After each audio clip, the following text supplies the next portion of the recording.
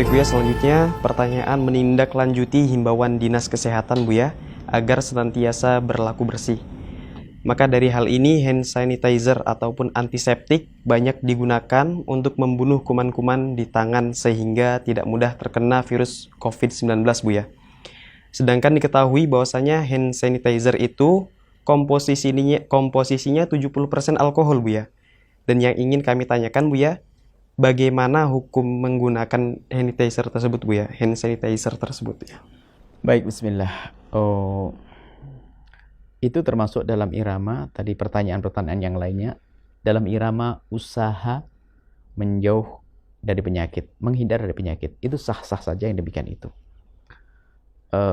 Akan tapi jangan lupa bahwasanya itu kan dalam keadaan darurat di tempat-tempat yang mungkin tidak ada air untuk kita cuci tangan kita. Akan tapi selagi masih ada air, cucilah dengan air, bersihkan.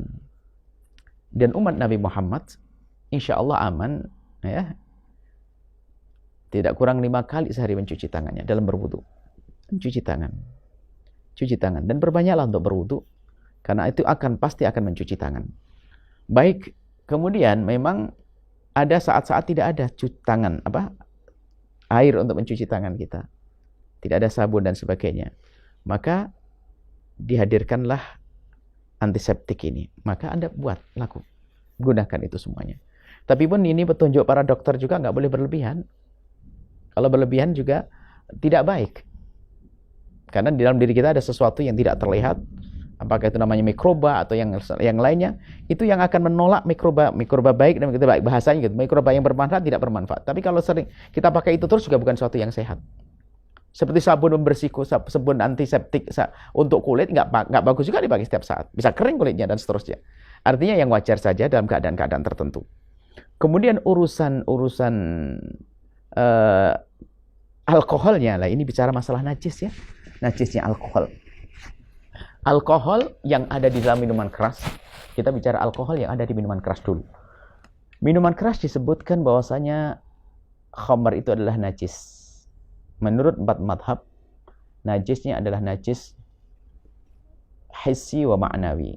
Jadi hissi itu adalah najis dohir. Kalau khamr itu bersentuhan dengan baju, tidak bisa kita gunakan untuk sholat. Itu menurut ulama 4 madhab. Jadi najisnya najis sesungguhnya. Akan tetapi di sana ada pendapat yang mengatakan bahwasanya khamr itu najisnya adalah najis maknawi. Maknawi itu artinya apa? Haram diminum, tapi kalau cairannya itu bersentuhan dengan baju, tidak dianggap sebagai sesuatu yang najis. Tapi kalau dikonsumsi adalah haram. Itu adalah khamr. Dan alkohol disebutkan sebagai rohnya khamr. Saripatinya khamr adalah alkohol tersebut. Baik. Kemudian ada sebagian ulama yang mengatakan itu tidak najis karena apa tadi? Najisnya hanya najis maknawi, karena mereka punya hujjah juga. Al-Quran disebutkan innamal khamru wal maisiru wal ansab wal azlamu rijsun min amali syaitan. Nah, disebutkan antara khamr, judi, dan juga berhala-berhala yang ditegakkan itu. Ini najisnya najis apa? Kalau dikatakan najis hissi, najis dhohir, dadu tidak najis kok disentuh. Patung disentuh juga tidak najis. Maka disinilah makanya seperti Imam Muzani dalam mazhab Imam Syafi'i, dan juga seorang mujtahid mutlak namanya Imam Rabi'atul Ra'i, dan juga orang mutaakhirin seperti Imam Syaukani mengatakan bahasanya najisnya khamr adalah najis maknawi. Secara zahir tidak najis. Artinya jika Anda menggunakan apa saja yang di tangan Anda, yang ada alkoholnya tadi seperti antiseptik, maka itu menurut Imam Muzani dan juga Imam Rabi'atul Ra'i dan juga Imam Syaukani itu tidak ada masalah, bukan dianggap najis. Anda boleh sholat. Kalaupun itu dipasang di masjid, Anda gunakan apa-apa. Ini mendapat kemudahan khususnya di dalam keadaan yang seperti ini. Kita tidak perlu mempersulit orang di saat keadaan-keadaan semacam ini. Kita ingin permudah. Karena ada pendapat ulama, ya kita gunakan. Yang penting jangan diminum. Kalau diminum hukumnya haram. Baik, kemudian mungkin ada yang bertanya, kalau karena itu adalah najis. Nah, masalah kenajisan ada tambahan lagi bahwa najisnya alkohol yang biasa digunakan untuk antiseptik atau alkohol yang digunakan minyak wangi, apakah sama dengan alkohol yang dikonsumsi? Jika jawabannya adalah sama, tadi sudah dijelaskan. Ada ulama yang mengatakan tidak najis secara hissi, secara zahir. Najisnya adalah batinnya saja, nggak boleh diminum.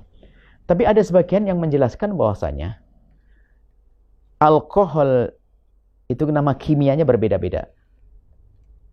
Kalau salah mohon dijelaskan bagi pakar-pakar kimia dan medis. Alkohol yang biasa dikonsumsi itu berbeda dengan alkohol yang biasa dipakai minyak wangi. Dan juga yang digunakan untuk antiseptik. Sebab alkohol yang biasa digunakan minyak wangi, kalau diminum orang buta itu. Nggak bisa diminum itu. Artinya beda. Jadi alkohol yang bukan dikonsumsi, bukan dibuat minuman keras, itu berarti alkohol ini seperti benda-benda yang lain, seperti namanya spiritus, minyak tanah, dan sebagainya. Diminum haram karena membahayakannya. Diminum haram karena membahayakannya, bukan karena tadi, bukan. Membahayakan. Tidak boleh diminum haram. Dan dosa kalau kita minum. Karena itu membahayakannya. Alkohol membahayakan, ya kan? Jadi ini adalah pendapat, ini adalah keterangan dari yang kami dapat. Tapi kalau seandainya keterangan ini adalah salah, kita kembalikan bahwasanya alkohol sama dengan khamr, akan tapi ada ulama yang mengatakan bahwa alkohol sini adalah najisnya bukan najis hissi, tapi najis maknawi, najis bukan najis zahir, tapi najis batin, artinya tidak boleh diminum saja, tidak boleh dimakan. Adapun kalau bersentuhan, maka itu dianggap suci. Kita berikan kepada umat di dalam keadaan semacam ini. Apalagi minyak wangi dan sebagainya. Kalau kita katakan itu najis, Masya Allah, berapa banyak orang yang kena najis. Ini adalah kemudahan yang dihadirkan oleh para ulama. Memang ini pendapat bukan pendapat jumhur ulama, akan tapi ini bisa dipakai. Karena yang berpendapat juga orang-orang besar. Imam Muzani siapa? Dalam mazhab Syafi'i orang besar. Rabi'atul Ra'i seorang mujtahid. Yang tidak boleh adalah kita main-main urusan agama. Ini kan untuk solusi. Dalam satu keadaan tertentu, ada orang sakit, kemudian ada wabah, atau umumul balwa, orang sudah biasa dengan minyak wangi yang semacam itu. Kalau ada, kemudian saya tambah lagi, jika ada orang keras pendapat bahwasanya itu najis, oke, silahkan Anda menggunakan itu. Ini kan pendapat yang kami paparkan. Setelah itu tidak perlu kita berselisih paham. Ambil pendapat yang mengatakan tidak najis, ambil pendapat yang mengatakan najis. Jangan ribut urusan ini. Ini pendapat ulama. Ini yang kuat. Iya, silahkan Anda mengambil yang kuat. Yang lemah adalah untuk orang lemah. Anda orang kuat, Anda orang hebat. Ini orang lemah. Maksud kami adalah setelah tahu perbedaan begini, jangan biasa kita punya konflik perbedaan. Apalagi ini urusan amal, bukan urusan mengambil hukukun nas, haknya manusia. Kalau haknya manusia harus dengan tegas. Ini adalah urusan yang hal-hal semacam ini dipermudah pun tidak membahayakan sana sini, insya Allah.